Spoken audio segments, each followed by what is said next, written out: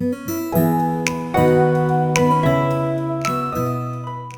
araw, Sibap family, and we're here dito sa Sibap Guest House. Kasama natin si Ate Shamira and si Tita Ellen. Yan, hi tayo sa cameras. Yan.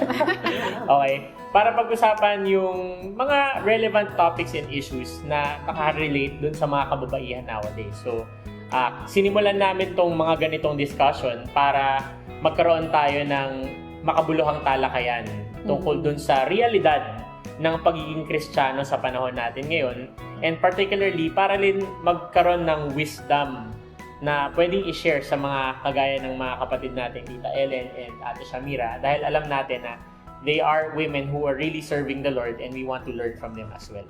So, Tita Ellen and Ate Sham, iba yung panahon natin today, no? We would say na siguro parang 30 years before today, iba yung playing field, kumbaga, ng pagiging babae. No? And I can just imagine na there are a lot of things that we really have to talk to about women issues. Sa observation ninyo, ano ba yung mga challenge na kinakaharap ng mga kababaihan na Kristiyano nowadays? Siguro, ako naisip ko lang immediately yung roles. No? Yung role ng kababaihang Kristiyano.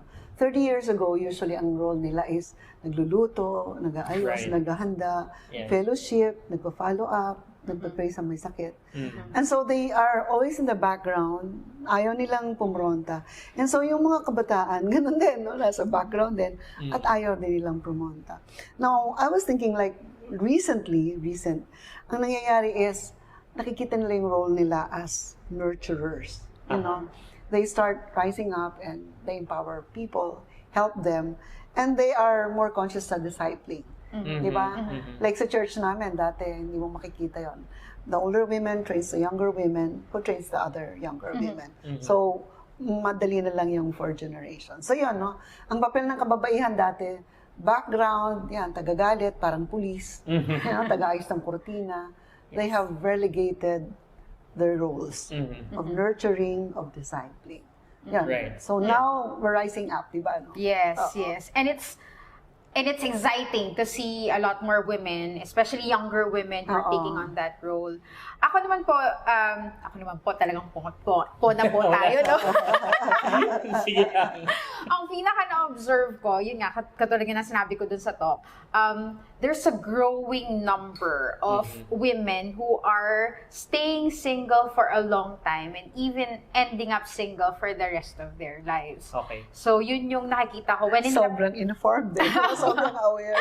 Yeah, when in the past, parang kunwari, kung isipin mo yung mga ate, kuya mo, or mga nanay, tito, tita, sa batch nila, may matatandaan ka lang na isa or dalawa na figures na dun sa population na yun. But if you look at what's going on right now, yung ratio ng mga nagpapakasal sa hindi, mas definitely, ang napapansin ko, hindi lang dito sa Metro Manila, but in other places as well. Bakit kaya? Yeah, marami tayong pwede pong isagot sa Tita El. So, yun. So, yun yung masasabi ko na growing concern. And, yung kaakibat nun na addressing yung issue na yun nga, na feeling ko, wala pa talaga tayo dun sa stage na yun, na talagang napag-uusapan natin siya at nabibigyan talaga natin siya ng attention. I mean, papyaw lang, pero hindi really like diving deep into it. So, And sometimes they just say, papansinin ka nila, ba't wala ka pang asawa? yes. Di ba? Yung parang you're Yes. pressured.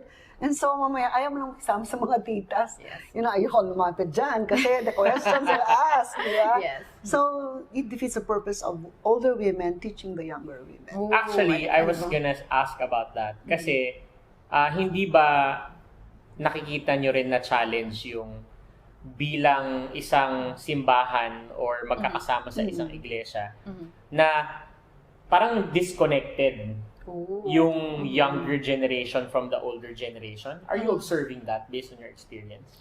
Na-observe mo ba yan? I think sa kada henerasyon naman merong divide yun eh. Yung parang the older somehow confessing na hindi sila nakakaintindi ng younger generation. But I think now mas malaki yung divide Disparity, yung disparity na I feel like. Okay. Yeah. Kasi when we talk about having a relevant women's ministry today, I would imagine na ideal para sa mga older women na magkaroon ng connection talaga Yeah. dun sa younger women. And actually, parang sa totoo lang, when I visit churches, kagaya dyan, just recently I visited the church and I saw majority older women in the congregation. And I was asking one of the leaders, like, so nasan yung mga kabatch natin? Yung mga ganyan. No? Kasi syempre, di ba, natural lang hanapin mo yung mga kabatch mo, you wanna meet them. And sabi niya, naku, wala na, hindi sila active, hindi sila uma-attend. And so, I wanna ask you siguro, parang, at such a time as this, and I wanna really be honest at the table na sometimes, even the very definition of being a woman is being redefined. Yes, exactly. Di ba? Na ang babae ay dapat sobrang empowered and independent. May ganyan kang picture ng babae na umaangat ngayon sa mga na pag-uusapan and umaangat din sa social media, di ba? At such a time as this, what do you think a relevant women's ministry would look like? Okay, balikan ko muna yung issue ng bakit may divide. Sure. Yeah. No? Okay, kasi usually, pag sinabing kababaihan matatanda na yan. Actually, Diba? yeah. Oh, Okay. no. Kababaihan. Yung association. So, natin. nilagyan mo ng label na young pro, di ba? Yes. Teens. Sa amin nga, meron kaming young blood, meron kaming younger blood. Kasi yung mga college, ayaw na nilang sumama sa mga high schoolers and freshmen. Yeah. So, ganun. And so, when you look at that, relevant yung older women to bridge that gap. Ako, I have a group with older women. I have a group of young professionals and I have a group of working mothers na yung dalawang ito, meron silang younger na high school, college. Okay. So, ibig sabihin, you have to be in the hub or somewhere para maka-reach ka in all levels. Kasi ito, matatanda, will not reach out to Now, may peculiar na phenomenon sa church namin. Magbabarkada yung mga teenagers at college. Okay. Magbabarkada rin yung nanay. So, my Wednesday care group, yung mga anak nila, belongs to a care group called Alpas also. Yung nag-minister dito sa group na to is my disciple. So, parang nakababad ako sa tatlo. Pero ang hirap yun, hindi parating nangyayari yun. You know what's difficult? Sometimes the younger ones, parang ayoko maging katulad. Yun nga Ganun. Yeah. Can I add something to that po? I feel like social media or yung availability of technology and the access to technology na meron tayong lahat ngayon contributes a lot to that disparity, that divide. May kabilang po ako sa Comment Reading Association. Isa sa mga common na nababasa ko sa comments. In the past daw, when people have crazy ideas, they could just easily keep those crazy ideas to themselves. And now, because of social media, you're crazy. It's easy to find somebody with the same crazy idea. So, when it comes to ideas, crazy man o hindi, yung social media does a lot really in amplifying that. So, now there's this divide. Sinabi ko kanina, present naman yan, I think, in every generation. Pero mas na-amplify siya ngayon. Kasi nga, yung hey boomer, yung mga iba, okay boomer. So yung mga iba talaga, hindi nila fully naintindihan what that meant, what that means. Nakikiride on na lang sila doon, or basta yung mga grievances siguro na iba towards the older people na may not necessarily be the same grievances na meron yung ibang tao towards the people na older sa kanila. Yun nga, nagsasama-sama na nga, amplify. So I think greater divide. And then, yung mga boomers, don't really read as much as the younger ones do. Yes. So, hindi nila alam. So, minsan, clueless na gano'n na pala yung nararamdaman ng younger generation. So, we can see na yung indifference ng older generation sasabihin na lang nila, ay naku, ganyan yung mga yan. Facebook lang. Right. Yeah. We do not, I'm 63. Okay, I'm 63. We do not attempt to reach out. Kasi parang, we're too old for technology. So, ang nangyayari ngayon, hindi namin nalalaman what's going on to the younger generation. So, paano ka magiging relevant? Sabi ng Bible, older women teach the younger women. Yeah. Mas marurunong sila Di ba? Technologically. Sa technology siguro. Yeah. Opo. Tapos, and then, nakakatawa dyan, they mistake it. Knowing more sa technology is mistaken to be, I don't really need the older women. That's right. Kasi, i-Google mo, di ba? Hello, Mommy Google. Yeah. Di ba? It's something more mommy, but Mommy Google. Ganun. So, meron yung gano'n, no? So, it's not just the divide because of technology. It's the, sorry for the word, kinakatamaran ng older generation na alamin yung kinaroroonan ng mga younger generation. Actually po kasi steep learning curve talaga siya eh. Yung, Oo, like yan. kung lumaki ka sa generation who don't use technology that much. Oo. Tapos biglang everything now, you have an app for everything. So parang, ang hirap talaga. Ako nga po, I grew up doon sa generation na naranasan both. Oo. Naranasan both. Yung walang technology. Yung walang technology. So, is that good? Yeah, I love it. I can relate to both. So, lumaki po ako doon sa both. Now, that I'm dealing with younger women, men and women, na yun lang talaga yung kinalakihan nila, they're using things now or they're in communities now na hindi ko naman talaga in-explore nung bata pa ako. So, parang things like, ano ba tawag dito? Discord. Sobrang steepler. Nag-Facebook na ako niyan at nag-sockmate na ako niyan. Pero yung Discord, sobrang laking learning curve pa rin sa akin. So, di lalo na yung mga iba na hindi naman talaga lumaki sa ganong Ano nga ba yun? So, ito nga. So, dyan sa ganyang klaseng playing field, with these changes and, even technology maybe enlarging that gap, para sa inyo po, ano ang relevant women's ministry? Okay. Dati kasi, we're into events. Okay. Anong gagawin mo? Like, yung mga kababaihan, how to cook, how to ganyan, how to prepare. Di ba? Parang table setting, table manners. I think we have to transcend from the how-tos into getting to know the younger ones better. Okay. Yung into relationships. From events to relationships. From, ano yung sinabi ko sa'yo kanina, Sham? From fellowships to relationships. We have to be part of the lives of people. Instead of just, parang, dati kasi, pag natapos na to, tapos Yun na na. siya. Hindi mo na tinatanong, kumusta ka na? Paano? Okay. Kasi wala yun eh. Eto ngayon lang ako nakakita ng in-unfriend. Sabi ko nga, meron bang friend na ina-unfriend?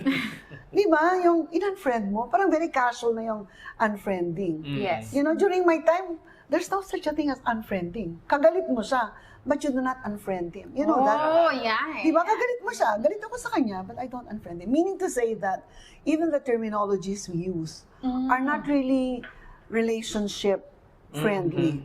Okay? So, ang nangyayari ngayon, yung mga bata, madami silang pag-OP sa mga matatanda. Na yung mga matatanda feel out. And then yung matatanda, hindi rin mag-i-effort na mag-reach out. And so, there is the may gap. Who will reach out? The older ones or the younger ones? Right. Di ba? So, pero ang command sa word is, sa Bible is, the older women should. Di ba? Don't reaching out. So, yun ang mahirap gawin ngayon. Kasi, hindi ko alam nasa gitna ka. Ano ang mas mahirap? The older women reaching to the younger, or the younger women reaching to the older women? Ooh. May ganun, nakikita mo ba yung ganung klaseng Ako po kasi, kung ako lang patatanungin, like personally speaking, mas madali po sa akin to reach out to older people. Like, natural siya sa akin, bunso po ako sa pamilya. Sobrang laki ng age gap ko sa mga... So, natural sa akin na kumausap ng mga matatanda. Kesa sa... At saka peers, kesa sa mas bata.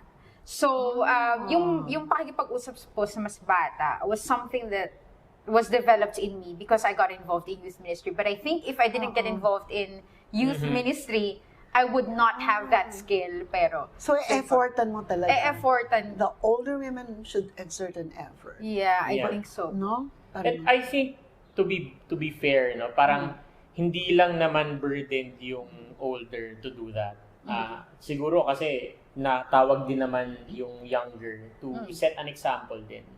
It's part of our calling din. Yun nga yung naisip Part ko to honor. Oh, yes, habang yes, nagkikwentuhan Timothy. kanina, parang naisip ko na there are so many voices nowadays that would dictate upon how we see and how we relate to other women or other men, for example. But as Christians, ang calling pa rin natin is to look at our brother and sister from the lens of the Bible. Di ba?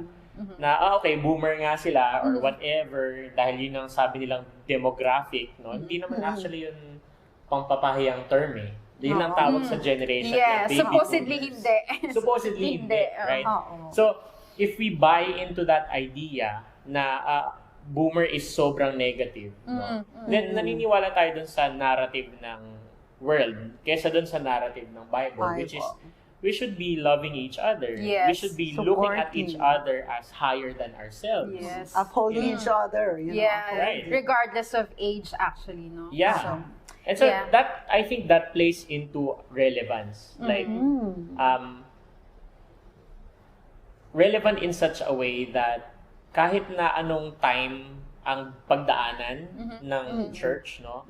A ministry will always be relevant if it approaches a certain issue or a certain time or demographic na centered pa rin dun sa word ni God. Yeah. Ganun. Yeah. And speaking of speaking to the needs of the people as being relevant, yun nga, balikan ko din kanina yung bringing up ko na problem and how we could be relevant as to addressing that problem. So yun nga, hindi natin siguro napapansin pero it's becoming an issue that we have to face now. Yun nga, yung phenomenon ng prolonged singleness or singlehood, yes. And even the prospect of more and more people ending up single. So, yung relevance na naisip ko kanina ng ministry ay actually mas umiikot dun sa practical matters. Okay.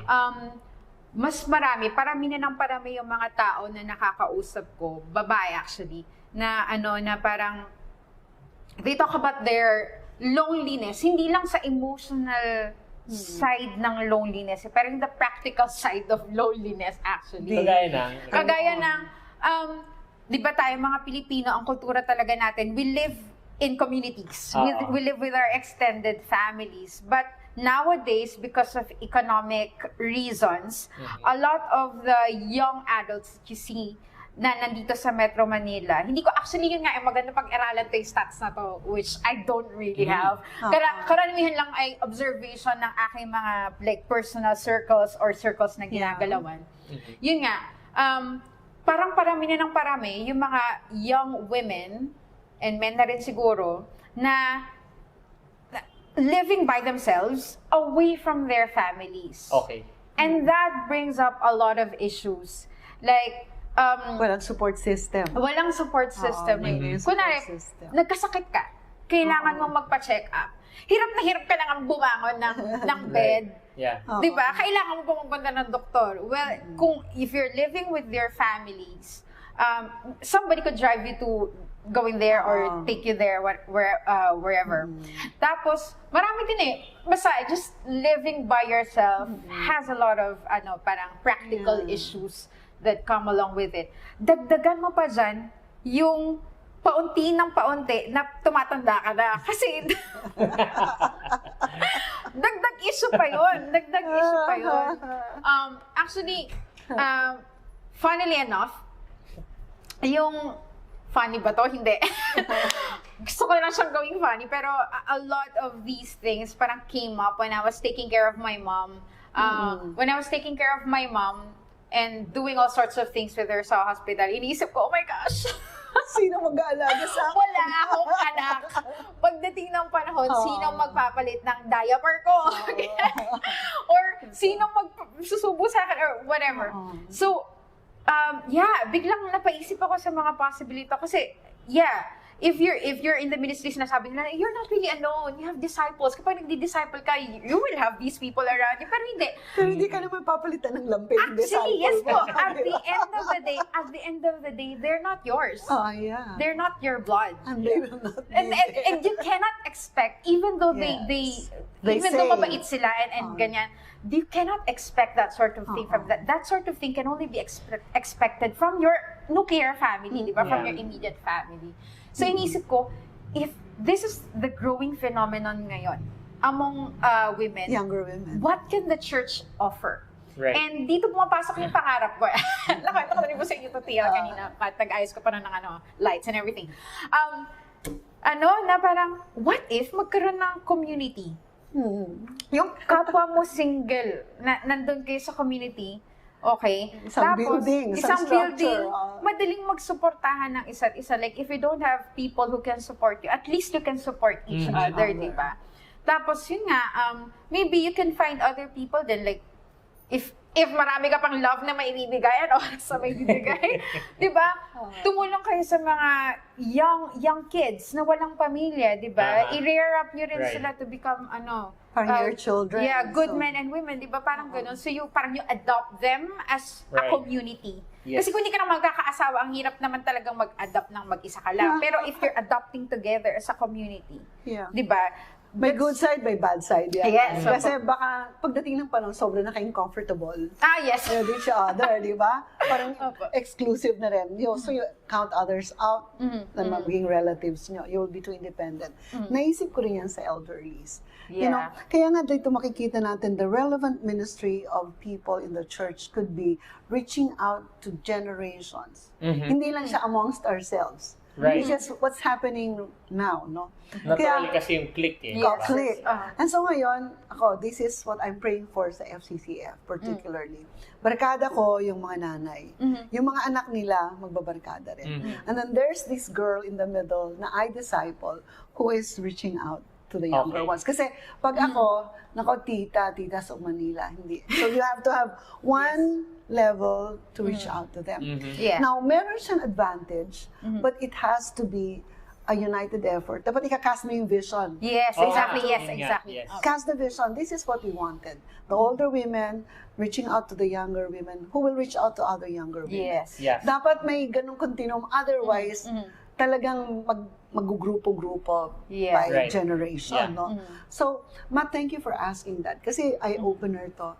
Ano ba ang gagawin ng leadership ng church to enable the women to reach out on a level by level, season by season? No, season by season. Kasi, how do you bridge that? but one thing nakita ko, commonality is mga bata mahilig kumain. Mga nanay mahilig magluto. Of course. Luto, yes. Diba? So, pwede natin siyang gawing mother and daughter thing. No? So, it's an easy reach out. So, siguro we can do that. Activities that can be done jointly. Diba? And then, siguro, one common activity, and then hiwalay mo yung mga bata and the matatanda.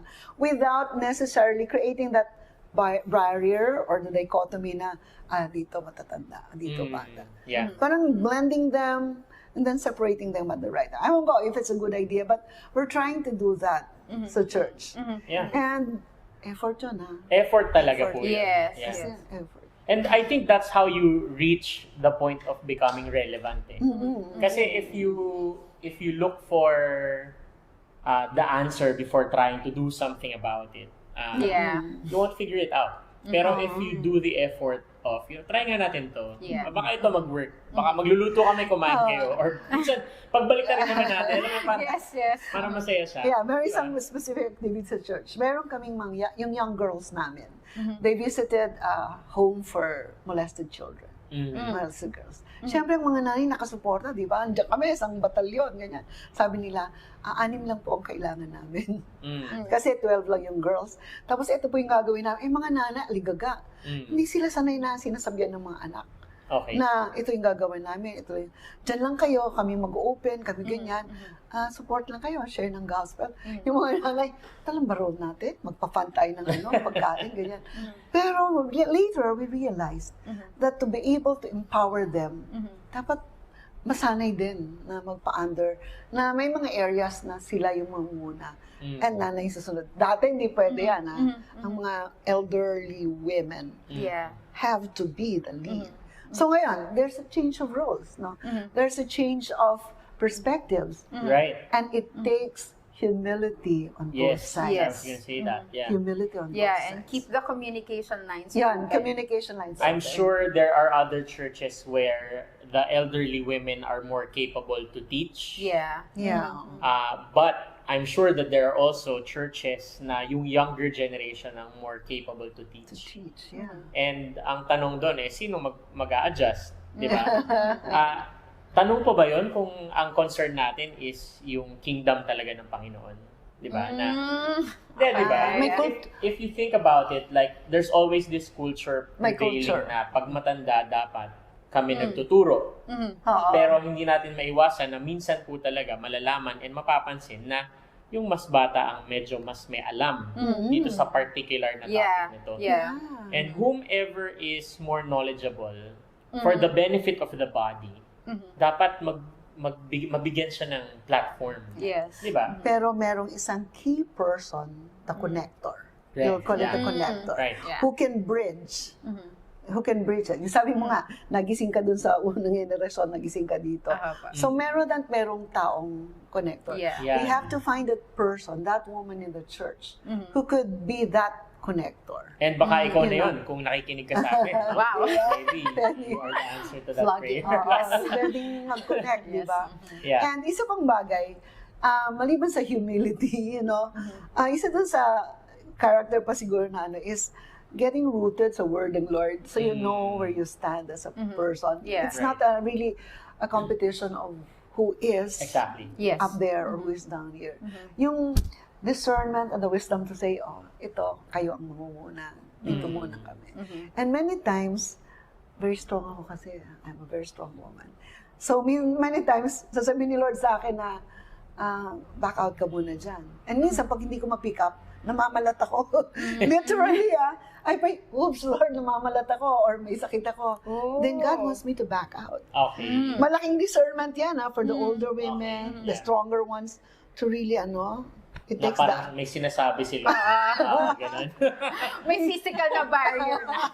May physical barrier kasi, dull yung discernment And we have to accept that. It happens, Kahit na, it happens. And so, pag nandiyan ka na, okay, Lord, I get it. Yeah. You want me to back out and boost and support. And it happens. Kaya buti na lang ikaw, you're in that generation where you can bridge. Yan. Let's talk about the role women plays in leading and Sakto, growing a church. Yeah. Para sa iyo, Ate Shamira, ano ba ang role ng women in leading, growing, or bettering a local church nowadays? Actually, personally speaking, medyo may dilemma ako dito to be honest. Kasi, yun nga, katulad na nabanggit ni Tita Ellen kanina, yung kinalakihan talaga namin na role ng isang babae ay, yun nga, nasa support, ganyan, or doing all of the tasks and stuff like that. Not really yung leading and all these kinds of things. At lumaki din ako dun sa thinking na yon, sa mindset na yon, na dapat ang leadership should be given to men. And you could only lead or you can only take on that leadership role kung still under ka pa rin ng mas higher pa na leadership ng men. Which, hindi ko naman completely dinidiscard. Like, I still believe na maraming beautiful tenets yung ganong klaseng framework.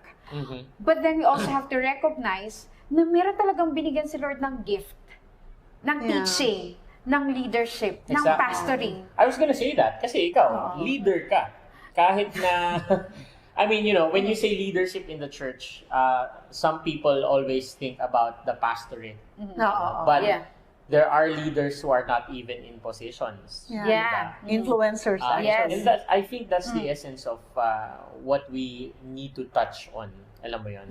Like, if you are a woman and you feel like you have a role to play in this church, Step up. gaano ka-importante yun? Kasi baka nai-inhibit yung iba. Sige, yun nga. Parang, I shouldn't be, ganon. So, ang question dito sa ano ba yung role natin? We can play many roles now na mas nagiging open na tayo sa ganitong klase ng conversation. So, I think it's just a case of, parang discussing on the way there. Kasi marami pa rin tayong babanggain na, like, structures, framework. Culture. Exactly. So, ayaw naman nating mag-split tayo, mag-divide tayo just because we want to stand for something tapos against yun sa culture. So, it's something that needs parang ano siya, parang tinapay. Kailangan siya ma-bake. So, kailangan siya ng process. So, maybe not now, kagad-kagad yung ideal na picture na yun mangyayari. Pero it would take time. And okay lang yun. And another thing I also would like to highlight yung sinabi ni TL kanina na yung women, older women nurturing younger women. So primarily, I think that our main role ay yun nga, naalagaan natin yung kapwa natin. Nurture. Yeah. Babae. But Yun. also don't discount don't discount the impact your lives can make in men. Ooh. Kasi ako, Yeah, for yeah. example, lalaki ako, pero I look up to a lot of elderly women who are, I would say, really great examples of the faith for me. And not just faith, not just like the faith that is, they always pray. Yung mga pious faith. I'm not referring to that type of faith lang, but also the faith that leads. Alam mo yun? Maraming kababaihan ang may impact sa buhay ko na leader sila, albeit that they're not in a position. Wow. So, hindi ko dinidiscount yung fact na kung kahit hindi ka nakaupo, may impact ka talaga na i-play. Yeah. And you never know. So, dun ko rin ibabalik yung sa talk ko. No? Sabi ko that we were created to be helpers. Di ba? Sabi ko, being a helper is jumping in or going in when there's a need, whether or not you have the title, when there is a need that you can make and help them go better. No? Right. So, it's not really just watching or showing the example, but being there at the right time. Hindi sabihin mo na, bahala kayo. Kasi ganyan, di ba? So, it's really coming alongside the young people or the younger ones and letting them know without intimidating them or imposing yourself on them. Letting them know na, andito lang ako, taga fill in the blanks ko. Anong kailangan mo? Right. Right? Kahit merienda lang kailangan mo, andito lang ako. Okay, so culture, reaching out to each other. So, dapat hindi nawawala yung desire ng older women to just be on the background, help out. Kasi helper You make life better for them. You fill in the blanks pag may kailangan gawin without imposing yourself or without saying na ako mas matanda ako or dapat ako ang nakakaalam. Minsan kung pera lang kailangan nila, you support a little on the financial side. Diyan ka lang sa gilid-gilid without really pushing them but allowing them, empowering them. So the women now has to transcend from the role of commanders and taga-utos and taga-direct into supporters who will allow them to discover their strengths and their weaknesses.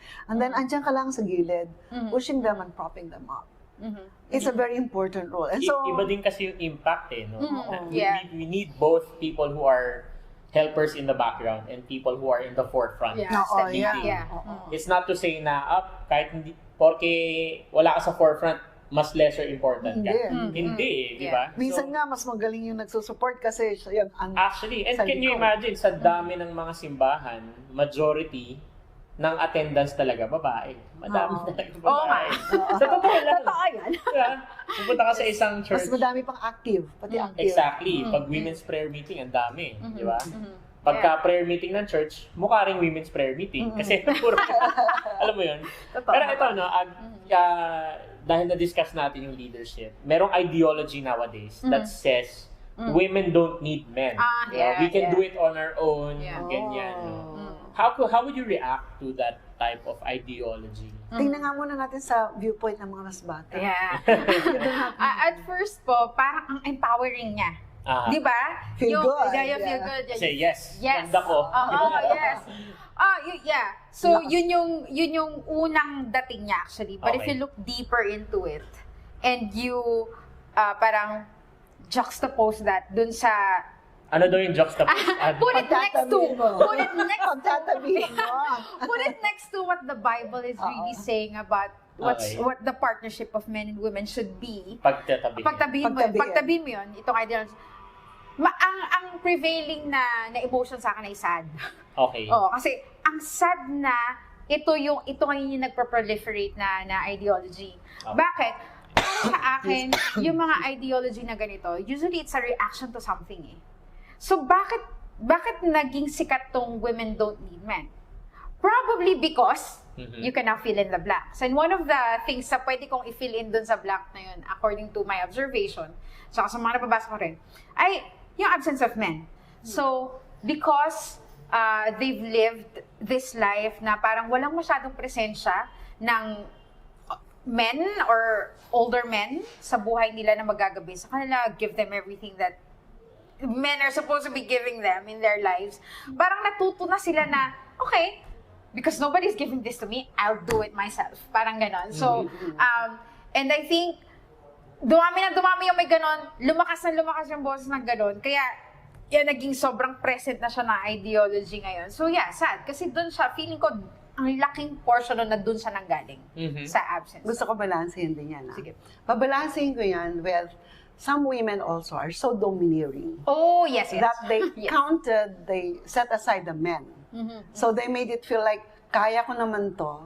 Ayan, di ba? Oh, So the yes. men felt like, kaya niya naman yan. So, di ba? Napunta sila sa ganung sitwasyon because the women parang sumobrang strong. So both ways, di ba? Yes. You look at the perspective of the women, the perspective of the man. Kaya ng asawa ko yan. So pati pagkakapintero, kaya ng asawa ko yan. Hindi na siya mag-initiate, gano'n. Di ba? Hindi na. Kasi kaya ng asawa ko yan. And so, it has to be, dapat both parties should talk. Yeah. Both parties should talk. Ano ba talaga yung, role ng men and women? This is very critical pag ang women dominant, articulate, tapos strong, tapos financially able. Yes. Yung kombinasyon na yon really proliferates this belief, no? Yeah. Magaling, mayaman, may pera, tapos walang lalaki. Kaya ko na to. Tapos walang lalaki, di ba? Yeah, I don't need So, sama-sama sila. Ikaw, Matt. Ako, I think that statement, sorry thank you for asking me. Gusto ko yun. Sa akin yung statement na women don't need men is, I think, is an outright lie. Para sa akin. I would agree. Nasimulan mo na, sabi mo, if you put it aside beside what the Bible teaches, you don't find that. Actually. Yeah, okay. Kasi nilagay ka sa notes the ko, picture not the of- design. The picture of biblical community is not to cancel out each other. Yeah. Diba? Yeah. Kasi sa totoo lang, nobody is perfect. Yeah. Right? And God did not design us to be perfect para ma-appreciate natin yung creation, yung kabuuan, Yes. yung ginawa niya. Yes. Alam mo yun? So, pagka Design, nagbabuy-in tayo dun sa idea ng women don't need men or men don't need women, albeit how ridiculous that is. Yes. We know men need women. Yeah. But, ang sinasabi ko lang, hindi yun ang alam nating katotohanan. Yeah. Hindi It's a rin lie. yun yung... You're buying into a lie. Right. Yeah. Hindi yun yung ni-reveal ni God na truth eh. Diba? You have notes about the design. I placed it in my notes. It's not the design that God had in mind when He created the woman. That's right. Yes. Diba? And the man and the woman. So, ang sabihin natin, you go to your planner. What did he Exactly. have? Yeah. What plan did he have in the beginning? And so, alam mo ang argument ng mga women, sabi daw, it's not good for a man to be alone. Pero wala naman daw sinabi na it's not good for women to be alone. Okay. Di ba? So they can be alone. Hindi ko na naririnig Di yun. ba? Biro lang po yan. Ang biro lang po. It's not true, but it is parang blinder yun. Blinder yun that the women, ano ba yan? Women movement. The women advocates. Extreme yeah. feminism. Feminist advocate, no? Yeah. That they can survive better without the men. Yeah. Okay? Yeah. But it's wrong. It's Yeah, wrong. it's a lie. And it's not Absolutely. true. And it's not what God wants. Yes, yeah. Yes. Okay? So, eto finally before we close, how can older women make a difference in the lives of younger women? Alam ko medyo nadaanan na natin kanina. Yeah. But I'm just thinking along the lines of that. Ngayon, kasi ang intention ng pag-uusap natin is to also create that avenue where many of our listeners will begin to think of bridging that gap. Yes. Alam mo yun? Yes. And maybe you could speak into this question. Yeah. Una kagad pumasok sa isip ko dito, listen. Listen. So, familiar tayo dun sa aphorism na people don't care how much you know until they know how much you care. Sobrang sanay na tayo na we don't even think about it. But actually, nakakatuwa recently, may inatinan kaming opening or launching ng isang research. Ang title, The Open Generation. And the one slide that really stood out to me dun sa talk ay yung balikan ko lang yung photo Ang sabi dun, ito na pala, connection is more important than content. Connection is more important than content. And yung pagkakasabi na yun, naka-envelop siya dun sa buong discussion ng listening, yung offering listening ears to the younger generation. A lot of times kasi, hindi lang yung older generation sa akin papunta sa akin, pero yung ako papunta sa mga younger generation sa akin. Right. We look at them, and we already have stuff in mind. We already have things we want to bring to the table na feeling natin, ito yung kailangan mo. May preconceptions Yes. na, no? But if you listen, but if you create a space to listen muna, then mas magkakaroon kayo unang-una ng connection, mas magkakaroon ka ng wisdom sa ano ba yung dapat mo talagang ilagay sa table na makaka-connect sa kanya. Maaring yes, may ilalagay ka sa table na hindi niya nakikita kailangan niya pero kailangan niya. Yes, we know that. Pero mas magkakaroon kasi ng openness yung younger generation na makinig sa'yo. Right. Kung alam nila na Nakikinig ka rin. Ayun. So, yun. I think, parang yun yung basic pakinggan, pero hindi siya basic. Pero yun nga yung gusto. Like, if anything else, makalimutan natin lahat. Yes, listen. Listen is the key thing. Gusto ko rin pasundan yan. Listen and then speak at the right time. Oh, Okay, I like that. when you have to speak, wisdom or whatever, then you speak out. It's not just, gusto ko yung listening kasi ako medyo hirap ako sa listening. But then, you also have to know when to speak. Kung kailangan mo nang sabihin, this is what God says. And you don't know what to tell them if you don't know what God says. Yes. So, ang So, foundation, listen din to God. listen to God, right? Yes. That's where I'm coming to. Listen to God so you can listen well and talk well. Yeah. And say the right words. Now, meron akong dina-develop na material for CBOP Women's Commission, abiding. Being connected to the Lord is very primordial in anything. Sabi niya, if you remain in me, you'll bear much fruit, fruit-bearing. Yes. If you remain in me and my words remain in you, your prayers and wishes will be answered. If you remain in me and my love, if my love remains in you, sabi niya, the Father's love remain in me, and let my love remain in you. If that is so, your joy will be made full. So, ang crucial is how we are hooked up, or how we remain or abide with the Lord. Young, Yes. old, whatever, Yeah. we have to really get the people, the women, men, connected and diba? Yeah. So, gusto ko yun kasi parang image niya is, pag wala ako, wala ka. Sabi ni Lord, di ba? So, I believe Interdependence, yeah. we have to be connected to the Right. Lord. And for many of the churches in CBAP, I think the answer is to have that space, yung sinabi mo. There's willingness to listen, build that up in your heart, in your group, in your core group. But at the same time, from a structural perspective, are we providing spaces for dialogue?